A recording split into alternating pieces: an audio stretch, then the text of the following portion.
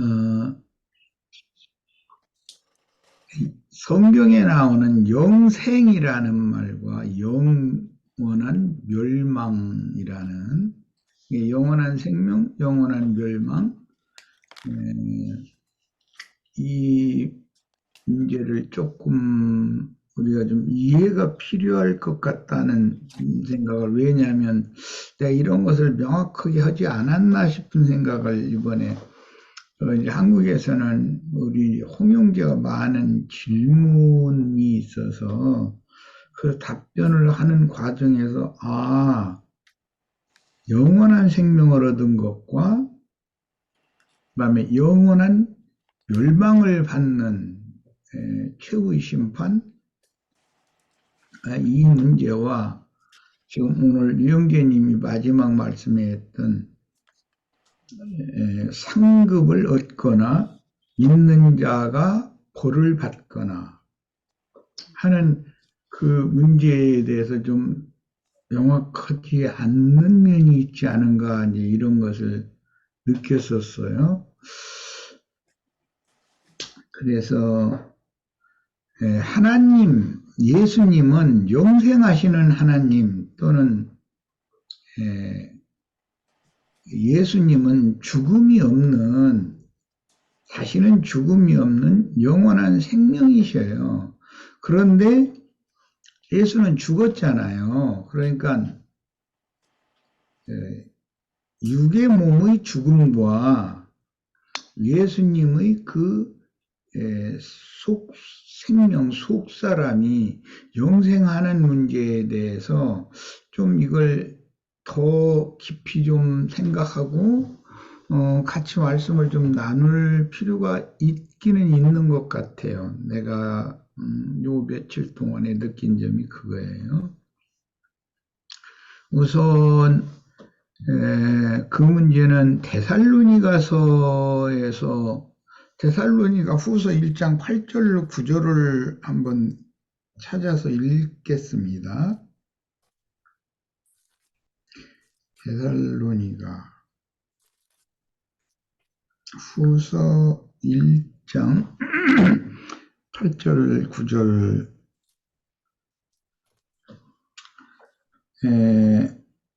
하나님을 모르는 자들과, 이건 불신자들이라는 말이죠. 참 하나님을 아는 것은 이제 영생인데, 이게 이제 영멸을 설명하기 위해서 두 부류를 말씀했어요. 하나님을 모르는 자들, 불신자들이에요. 우리 주 예수의 복음에 복종하지 않는 자들, 이렇게 두 부류가 나왔어요.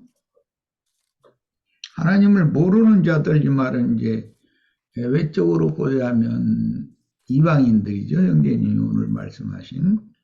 이방인들은 하나님을 모른다는 건 말씀, 율법을 전혀 상관 받은 적이 없는 사람들이니까, 이방인들은.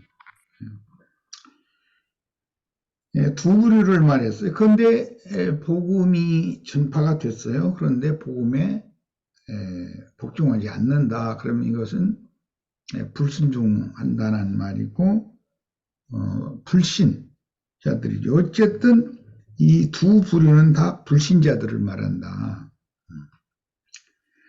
결국은 불신자들의 최후 형벌이라는 것은, 9절에 보면 이런 자들은 주의 얼굴과 그 힘의 영광을 떠나, 그랬는데 하나님의 영광에 나가는 그런 구원의 길을 얻은 자가 아니기 때문에, 사실은 이제 반대의 길을 가니까 사람들은 멸망의 길을 가는 건데, 영원한 멸망의 형벌을 받으리로다. 여기 앞에 수식어에 영원이라는 말이 붙어 있는 생명, 영생이나 영원한 멸망이나 이런 표현과 이런 것은 이제 강조형이라고 그러는데, 이제 히브리어에서는 사실 이게 그 망하다라는 말이 두 단어가 합성되어져 가지고 번역을 할 때는 영원한 멸망 이렇게 한 거예요.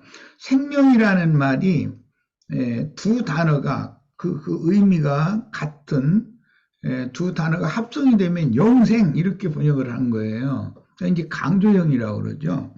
그런데 이 영원한 생명, 영원한 멸망과 일시적인 생명, 일시적인 사망이라고 하는 이것은 완전히 구분되는 개념이에요. 그래서 아담 세계에 오늘 질그릇 얘기가 나왔고 이제 그 보석 그릇, 이제 돌그릇과 반대되는 이제 개념인데 아담 세계에 태어난 사람은 한 번은 죽는 것이거든요.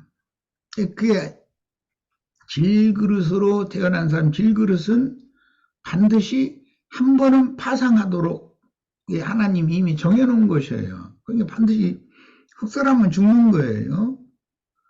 그런데 죽음이 없는 영적인 사람으로 다시 나야 된다라는 말이기 때문에 그것은 영생하시는 하나님의 생명을 얻어야 된다는 말이에요. 그래서 육신의 생명이라는 것은 그건 죽도록 정해져 있는 것이고, 그건 이제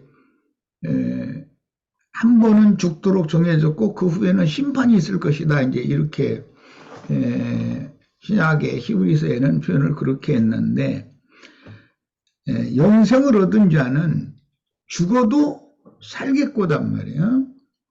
한 번은 죽지만 이 육의 혈육의 몸이 무너져도 위로부터 난 그 속사람은 절대 죽지 않는다는 거예요. 그것이 영생이에요.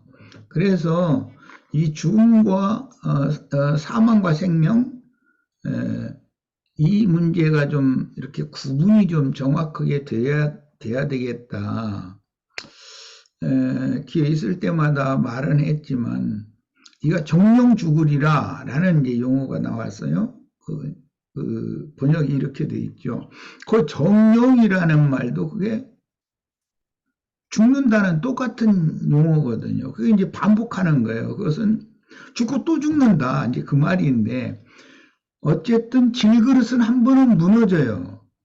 그런데 속에 하나님이 숨을 불어넣어서 지어준 속그릇이 또 죽으면 그건 소망 없는 죽음이단 말이에요. 완전한 죽음이니까. 속그릇에 하나님의 그 생명이 떠났다. 그 노아의 때 보면 창세기 6장에 보면 다시는 사람과 함께 하지 아니하리니 이렇게 우리 번역이 이렇게 있는데 거기 함께 하다 하지 않다 이 부정적인 내가 사람과는 다시는 함께 하지 않겠다 할 때 그 함께 하지 않는다라는 말은 다시는 다투지 않겠다. 또 책망하고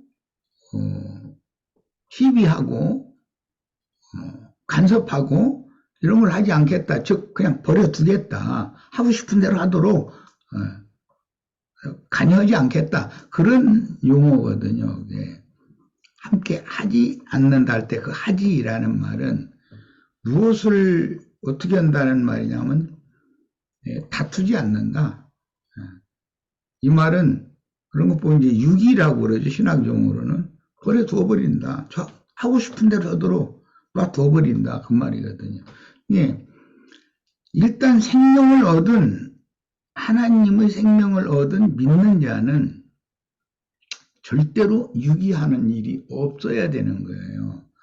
다퉈 주셔야 되는 거예요. 매사를 간섭을 자꾸 하셔야 돼요. 하나님이. 그것은 하나님의 아들이고 그 사생자 오늘 그 호세아서도 인용하시던데 사생자는 다투실 필요가 없어요.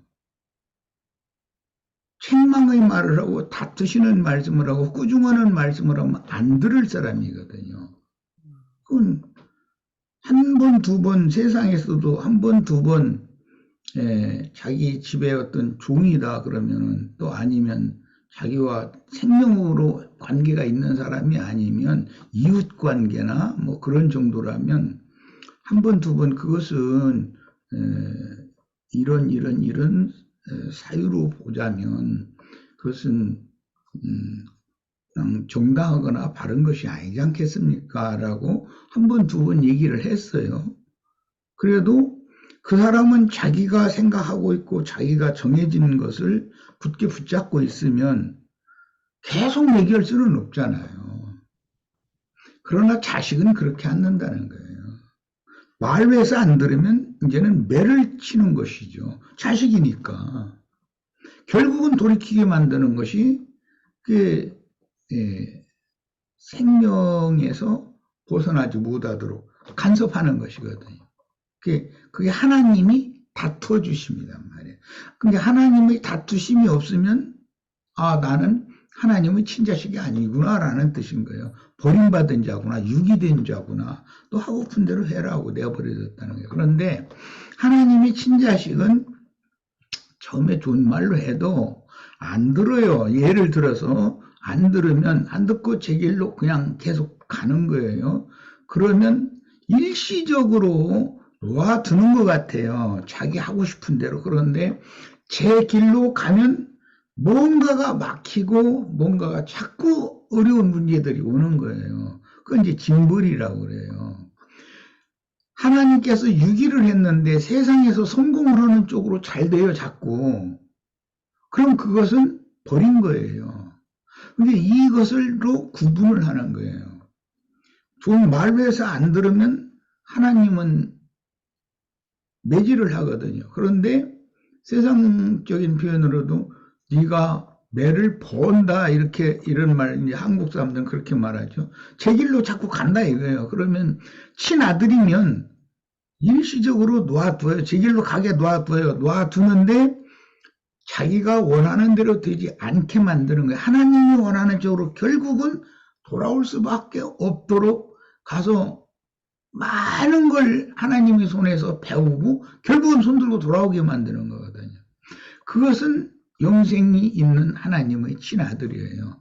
그런데 그냥 제 길로 갔는데 세상적으로는 잘 되고 하나님께로 그 진솔하게 돌이키는 일이 없는 사람은 유기된 사람이에요. 그러니까 이런 면을 좀 우리들이 명확하게 구분을 좀 할 필요가 있겠다 싶고, 그 다음에 이제 기왕 생명 이야기가 나왔으니까, 영원한 멸망 이야기가 나왔으니까, 이건 이제 사망과 생명의 관계에서 죽음이라는 걸 인간 세상에서 사람은 영물이에요. 짐승은 영물이 아니죠. 근데 아내가 예를 들어서 이제 불행하게 어떤 심한 어떤 병이 있어서 치료가 잘 안 되는 그런 이제 병에 걸렸고 너무 이제 늦어서 죽음이 임박했을 때 그 본인은 안다는 거예요. 이건 이제 성경에 있는 말은 아닌데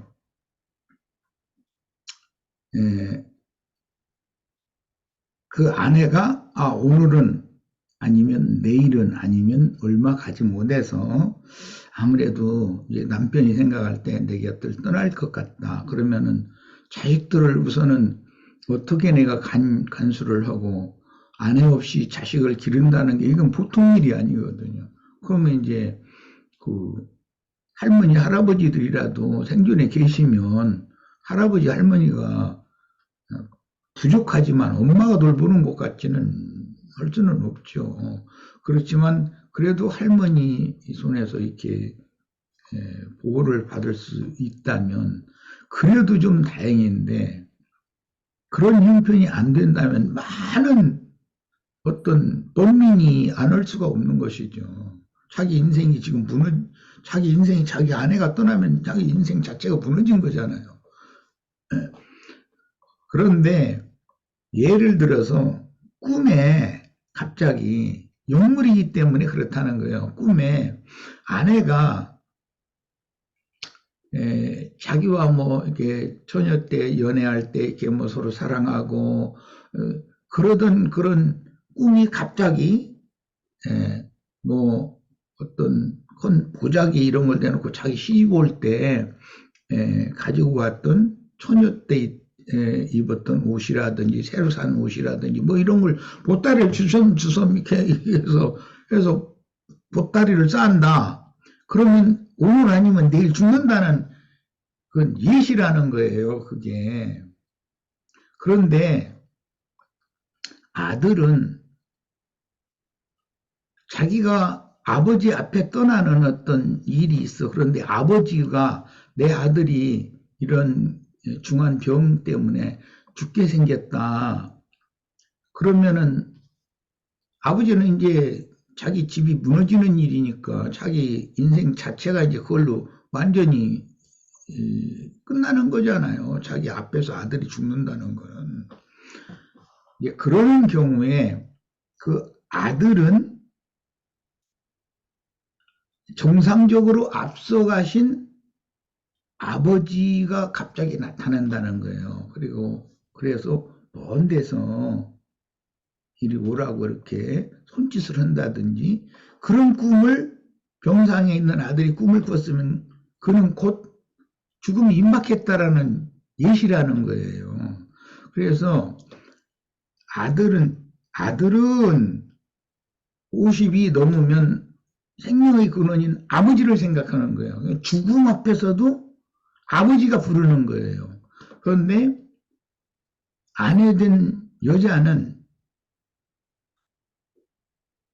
친정에서 시집 올 때 가지고 왔던 옷보따리 뭐 이런 것들을 이렇게 주섬주섬 이렇게 보따리를 만들어서 그런 꿈을 꾸면 남편이 내 아내가 죽음이 임박했구나라는 걸 알아야 된다는 거예요. 그 준비를 해야 된다는 거죠. 이제 이런 이야기는 우리가 이 생에 살지만 우리는 영을 가진 사람들이기 때문에 각자 자신이 내가 영원한 생명을 얻은 자인지를 자기 거듭난 사람이라면 자기 양심이 안다. 그래서 내가 이대로 더 나가면 나는 하나님께서 나를 내 아버지께서 나를 내 조상이 나를 완전히 버린다 라는 의식이 온다는 거예요. 그러면 그때는 내가 아버지께로 돌아가야 되겠다라고 돌이키는 기회가 되는 것이죠. 이것은 참 아들이기 때문이에요. 그것은 그 일반적인 사랑의 관계가 아니고 이것은 생명으로 인한 사랑 관계이기 때문에 뭐라고 그러나 감으로 안다 그러는데 감으로 다 안다는 거예요. 그래서 믿음의 세계에서도 마찬가지다. 참 아들이라면 좋은 말씀으로 한 번, 두 번 훈계를 하지만 그 아들이 제 길로 물론 육신적으로는 아들이라고 그러지만 이제 자녀가 제 길로 계속 가. 왜냐하면 자기의 생각을 굽히지 않기 때문에 그러죠. 아버지 생각과는 생각이 다르기 때문에 그러겠죠. 그러면 아들이 계속 그렇게 제 길로 가는 경우에는 아버지가 더 이상은 어떻게 할 수 없을 수가 있잖아요. 그러면 잠시 잊어버릴 수가 있는 거예요. 그런 경우를 생명책에서 그 이름을 흐린다 그렇게 말해요. 그 말은 아버지가 그를 기억하지 않는다라는 뜻이거든요. 그런데 너 하고픈 대로 해 그럼 이렇게 말했다고 해서 영적으로 아버지가 자식을 아주 잊어버릴 수는 없잖아요. 사실은 속으로는 더 기다리죠. 이것이 시간이 길어지면 고생을 그만큼 더 많이 할 거고 더 많이 망가질 건데 아버지는 다 알거든. 인생을 미리 살아왔기 때문에. 그런데 제 길로 가면 그래 그러면 너 하고픈 대로 한번 해라. 내가 다시는 너하고 이런저런 얘기 다투진 않겠다. 그렇게 해도 사실은 속으로는 자기 품에 있을 때보다 나간 자식이 더 근심이고 걱정이죠. 그냥 알고 지내는 사람 같으면 뭐 이렇게 권했는데 자기 어떤 생각이 있어서 가겠다 그러면 그래? 그럼 그냥 우선 그 사람이 망하거나 뭐 하거나 간에 그 사람이 계속 기억하고 있지는 않아요. 예. 나중에 그 사람이 망했다고 해도 그냥 그때 저 말 안 듣더니 가서 결국 그렇게 망했구만 이러고 말아요. 그러나 자식은 그렇지 않아요. 생명관계이기 때문에. 이런 것을 좀 우리는 인생사에서도 좀 생각을 해서 오늘 뭐 질그릇 얘기 나왔으니까 당연히 돌그릇, 보석그릇이 있는 것이고 죽음이 있는 첫사람과 죽음이 다시는 없는 영원한 생명을 얻은 둘째 사람이라고 하는 이런 관계, 죽어도 완전한 죽음, 영원한 심판의 형벌의 죽음, 이런 관계를 잘 생각해서 일단 처음에 복음을 믿음으로 받아들이면 생명에서 사망으로 옮긴 것이다. 내가 이제 자꾸 그걸 설명을 해. 이것은 영생을 얻은 것이다. 영생을 얻은 사람은 나가도 결국은 돌아오게 돼 있다는 거예요. 제 길로 끝까지는 못 가는 거예요. 아들이면. 아버지, 어머니 말을 안 듣고 나갔어도 그 다음에는 하나님이 자신은 성공으로 나갔지만은 하나님께서 손찌검을 하는 거거든요. 그러면 그게 고생길로 접어들었다. 세상 말로는 그 말이지. 고생을 한국말로 하면 직사하게 그냥 그 자리에서 죽을 정도로 이건 더 이상은 못 살겠다. 나는 여기서 직사하려는가 보다. 여기가 내 죽을 자리인가 보다. 할 정도까지 가면 결국은 아버지를 생각하게 돼 있다는 거예요. 그럼 돌이키거든요. 이제 그래서 하나님의 생명으로 난 아들은 절대로 멸망으로 떨어지지는 않는다. 그렇게 멸망으로 떨어지도록 놔두들 않는 거니까 하나님이 자기 자녀자, 자기 생명으로 난 자잖아요. 그것으로 구분할 수가 있다. 끝내 돌이키지 않는 경우는 세상으로 자기 계획대로 해서 나갔더니 세상적으로 성공을 해. 그러면은 아버지나 아버지 집에 대해서 그 자식이 돌이키지를 않아요. 돌이킬 마음이 없어요. 그것은 참아들이 아니라는 뜻이에요. 교회라고 하는 신앙 공동체 안에 있다고 해서 다 하나님의 참 자녀인지는 이렇게 구분할 수가 있다는 거예요.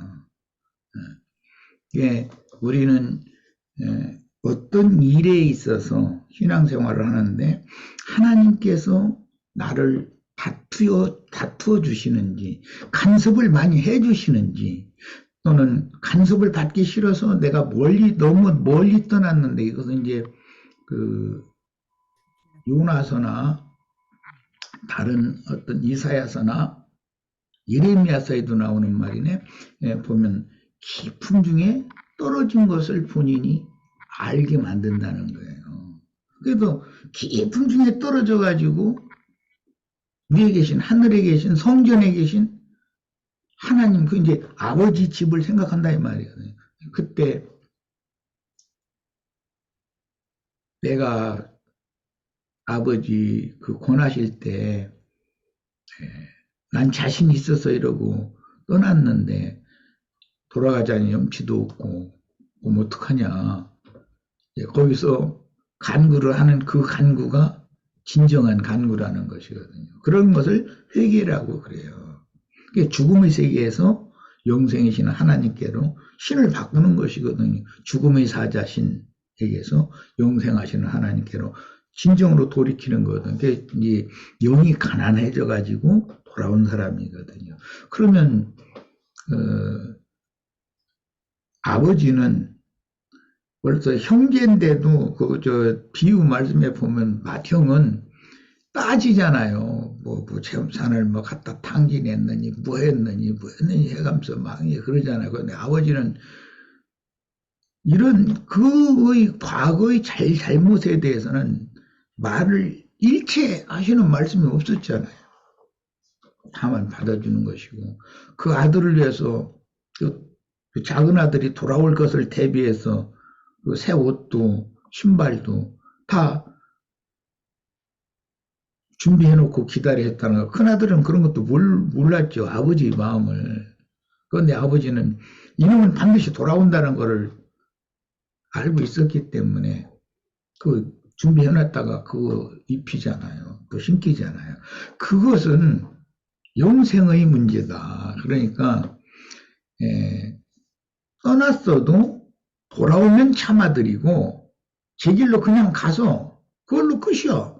그러면 그건 참아들이 아니라는 거예요. 근데 우리가 외적으로 볼 때 막 열심히 예배당 다니고 헌금도 잘 내고 뭐 막 예수님 축복 받고 막 뭐라고 해가면서 막 전도도 열심히 하고 그러면은 그 사람은 분명히 구원 얻었고 뭐 영생이 있는 사람이고 그 사람이 뭐 신앙이 좋은 사람이다 이렇게만 단정적으로 생각해도 안 되는 거죠. 그건 알 수 없는 거예요. 사람의 눈으로 볼 때는 저 사람이 과연 믿는 사람이냐. 믿는다면 하나님이 저 사람을 저렇게까지 힘이 다룰 수가 있느냐. 다룰 수가 있어요. 그게 매거든요. 하나님의 몽둥이. 해가지고 결국은 말배에서 안 들으면 매를 쳐서라도 돌아오게 하는 것은 참아들이에요. 하나님은 한 번 자신의 그 죽음이 없는 하나님이기 때문에 영생을 주시면 절대 버리지를 않아요. 이 문제를 잘 생각하셔야 되겠어요. 징벌은 있어요. 징벌이라는 건 매를 친다는 거예요.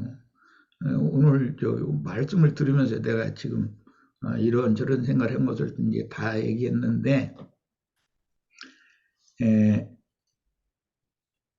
요즘에는 자식을 하나만 낳기 때문에 오늘 유정재님 말씀 시작에 이제 그 말씀을 했어요. 하나만 낳기 때문에 그냥 떠받들기만 하는 거예요. 자식은 그냥 뭐 왕이고 완전히 신이죠, 뭐 자식이. 그리고 그 부모는 수발만 해주는 조언이요.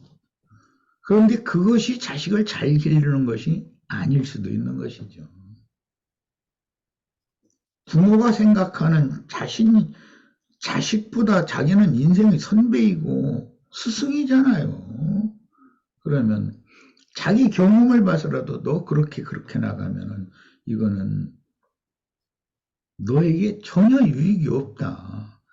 내가 하자는 대로 그 엄마가 하라는 대로 따라주길 바란다. 이것을 얘기를 하고 훈육도 해야죠. 그런데 좋게 말하면 안 들으면 엄히 말을 해야 돼요. 자식들 지 맘대로 해차르는 데서 꾸짖는다고 자기는 자기대로 허공에다 대고 떠들고 있고 지 자식은 듣지도 않고 그냥 해차르고 그러면 그렇겠니? 그냥 똑바로 말이야. 이렇게 내 말 나하고 아버지는 똑바로 쳐다보고 이놈아 바르게 앉아서 들어라. 이렇게 해야 자식이지 친구나 너한테는 그렇게는 못 오는 것이거든요. 참겠어요. 이런 것을 우리가 좀 생각을 해보셔야 되겠고 엄격하게 훈육을 해도 안 들을 놈은 또 안 듣고 제 길로 갈 수가 있어요. 그런데 나가가지고 이건 도저히 아니다 싶을 때는 매를 쳐야 되거든요. 그래서 그 잠언서 이런 데 보면 초달하여 기르지 않은 자는 절대 효도하지 않는다고 되죠. 그럼 세상의 이치도 똑같아요. 막 길러놓으면은 절대 나중에 자기는 힘이 없고 그 자식이 장성하게 됐고 그러면 아버지 절대 무시해버립니다. 아버지가 나한테 해준 것이 뭐있냐 이렇게 나가버려요. 그건 자식 농사 완전히 망가진 거죠. 그런데 하나님은 그렇게 실패하는 하나님이 아니거든요. 말이 길어져서 죄송합니다.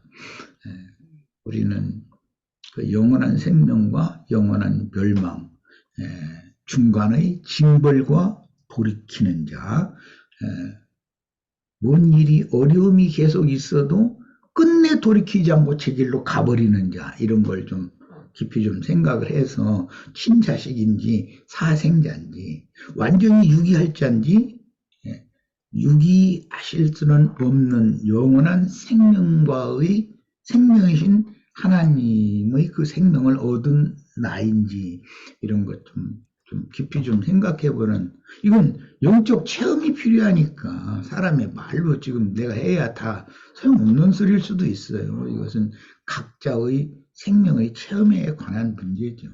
성경은 생명의 말씀 책인 것이지 무슨 교리나 이론 가르치고 뭐 머리 좋은 사람 뭐 저기 그냥 성경 공부시키는 얘기가 아니잖아요. 이 정도 하겠습니다.